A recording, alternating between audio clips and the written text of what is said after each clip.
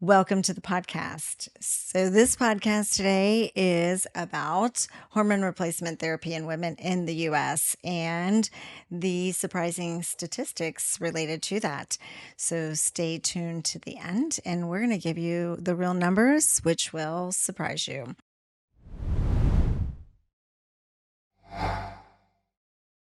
Welcome to the podcast with me, your host, Dr. Debra Durst, and my co-host. Hey guys, Faraday, Goli, nurse practitioner here at Revitalize MD. And today we are going to talk about the effects of estrogen on the brain. Yes. And again, we see women every day that are complaining of brain fog or can't think clearly. And we, again, talked about this in a previous podcast, testosterone and the effects on the brain. So we want to address what happens physiologically or microscopically in the brain with the hormone estrogen. Particularly with cognitive decline. That is one of the biggest concerns we hear every single day with our patients in office. Mm-hmm. There was a study when looking at this podcast that went into the details and the numbers, right? We said we're going to talk about numbers. So 44 to 62% of women in perimenopause transitioning into menopause report cognitive decline. Mm-hmm. That is a huge number. So women, you are not alone. No. I think that's really important because most women, by the time they come and see us, do feel like they are alone. They feel like they are on an island of one and that everyone has told them that they are normal, their levels are normal, this is part of aging, but there are options and cognitive decline. So memory, word finding, where you mental can't, clarity, yes. brain fog. Yeah, they just overall, I think outlook and zest for life too is part of it. And that's also considered brain fog, where you just don't feel as I guess vibrant as you did once before. And again, once we hormone optimize, some women, it's like flipping the light switch on, even colors and sounds are more vibrant. And so things change. Yes, significantly. And then mood's another one of that too. That's huge. We'll end up just talking about estrogen effects, but just to know that progesterone, there's progesterone receptors in the brain. We'll do a different podcast that deep dives into that a little bit better. But I will get back to, because recently in the news, Suzanne Summers, had passed, which again was like the leading face for hormone replacement in women. And it's a reason why a lot of physicians started addressing it or losing their patients, and why women started to think of it differently. And bioidentical, what are the hormones that she's talking about? So what we're talking about estrogen is bioidentical estrogen. So not synthetic. Correct. And just again, a little tribute to recent passing of Suzanne Summers, because I did hear her speak at an A4M conference and it was amazing. Never got to see her speak, but I did read her book. It was tear jerking for sure, because, she felt like she could wrap her brain around, or her arms around, a very healthy, long life. And again, survived breast cancer for 25 years. And was a voice for women for hormones. Huge advocate. Yes. So basically, when we're talking about it, we're talking about bioidentical. But one of the things that she used to say is that all of her friends were kind of, drugged up and she had no one to turn to. And that's what women still feel like sometimes, because they feel like they're not thinking well, they're not sleeping well, they're more anxious than they used to be.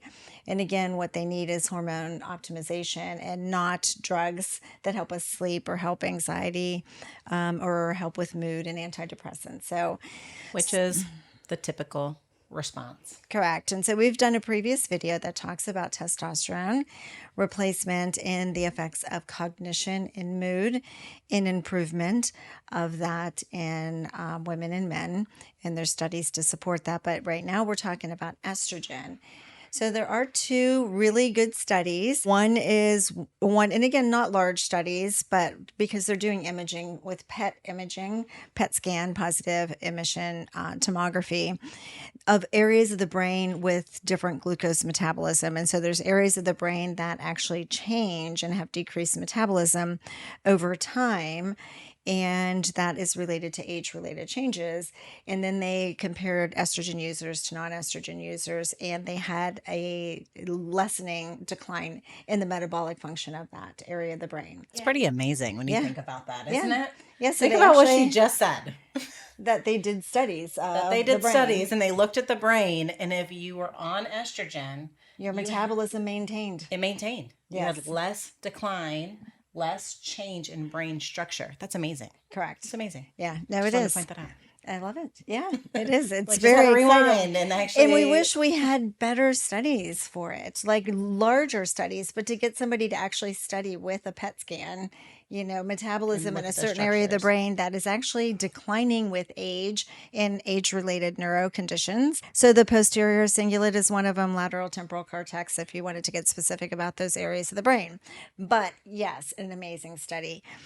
And then they actually went on to do another one that had an MRI imaging. And again, it showed, significant maintenance in the prefrontal cortex. So again, imaging and metabolic changes that were actually lessened with hormone replacement therapy and estrogen in particular. So when we're talking about that frontal cortex, so that's memory, attention, spatial awareness, ability verbal to plan. memory, short-term memory, long-term memory, planning. I mean, these are functions that we use every single day.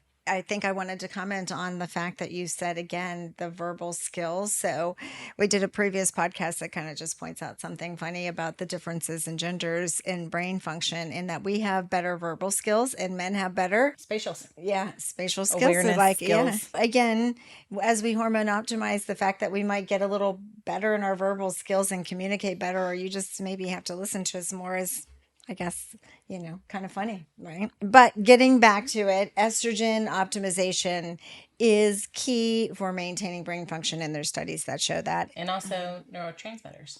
Estrogen is really, it plays an important role in that as well. And maintaining synapses and all of that. But what we wanted to point out is a key difference between men and women, not in brain, but in treatments.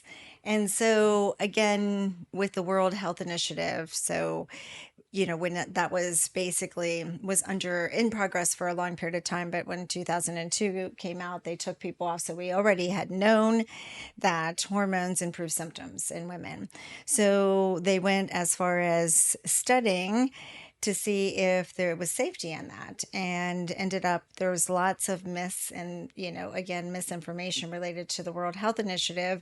But in 2002, when that was released, at least the results were, it took hormone. We took a step back, we took several steps backwards. I mean, basically, we took women off of hormones, and so not only were they suffering with symptoms since then, because there's still that myth and misunderstanding in medicine and in the public right now. And again, it's a myth. And those were synthetic hormones. And there were lots of, abnormalities, lots of irregularities, and a complete disservice for women with that World Health Initiative when it came out. And I think it's really important. She went really fast through that, but the key there is synthetic versus bioidentical. So that was all that study was on synthetic hormones, where what we're talking about on our podcast and what we encourage women to seek out is bioidentical hormone replacement. That is just one of the minor points of that study. And at some point, we'll do a long podcast, because we could probably go on for hours about the disservice we did to women with that study. And then irregularities. Yeah, the irregularities, the selection of patients. You can make numbers look any way you want them to look. Yeah, the selection of patients that they did, like what they were on. But again, we have had a gender bias since then. And so if we look at the stats, and that's what we wanted to get to at the end of this and leave you with that, because we're going to return to the fact that, again, World Health Initiative, lots of misinformation. We need to clear that up now, and we need to get women and families in line with the fact that hormone replacement therapy, bioidentical for women, is safe. I think a good timeline. Yeah. That's what the we're World due Health for. Initiative. Yes, we're due for a good timeline on hormones and progression of hormones, from when they started to how we've taken a step back and how we really need to take 10 forward. So there's lots of things that are happening even right now, currently. Again, men it's testosterone they're primarily looking at, but again, it does metabolize to other things. But there are active routes for them to get hormone replacement, and women really struggle to get that. So the gender bias does exist. I think doing a timeline talking about the misinformation that's been out there for years and the safety of it is good. This is just to point out the fact that estrogen is good for the brain, and there are studies to support that. And bioidentical is what we're talking about. What really the stats right now that we want to leave you with are about 44% of women postmenopausal at some point have tried hormone replacement therapy.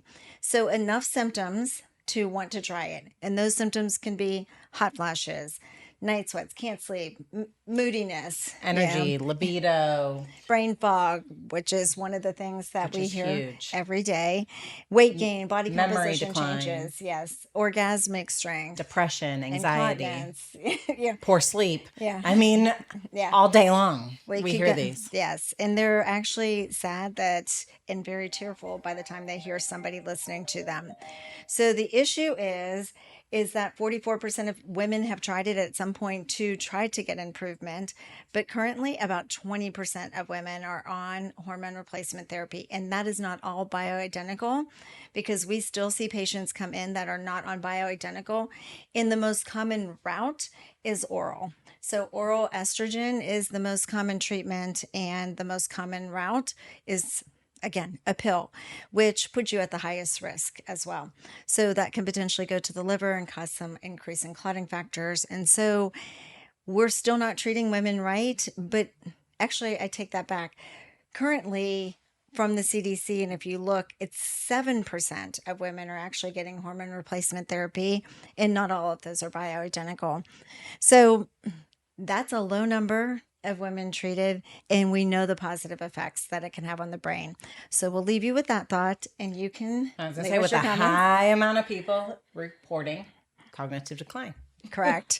So we know we have symptoms. We know it's good for the brain, and about 7% of women right now, currently per our CDC, are currently taking hormone replacement, and those aren't all bioidentical, and a lot of that is oral. So we'll leave you with that, and leave comments. Let us know your experience. I'm sure that there will be lots of feedback from this. I wonder how much of that, though, is insurance-driven numbers versus self-pay, because that seems awfully low compared to how many women we see in office, the amount of traction we get online, input. So it makes me wonder if those numbers are actually higher. Well, antiquated. Yeah, well, perhaps. there's a great word for it. Yeah, that could be. Possibly. So it's a good, well, even just the fact that you said, again, what was the percentage of women complaining of brain fog? 44 to 62.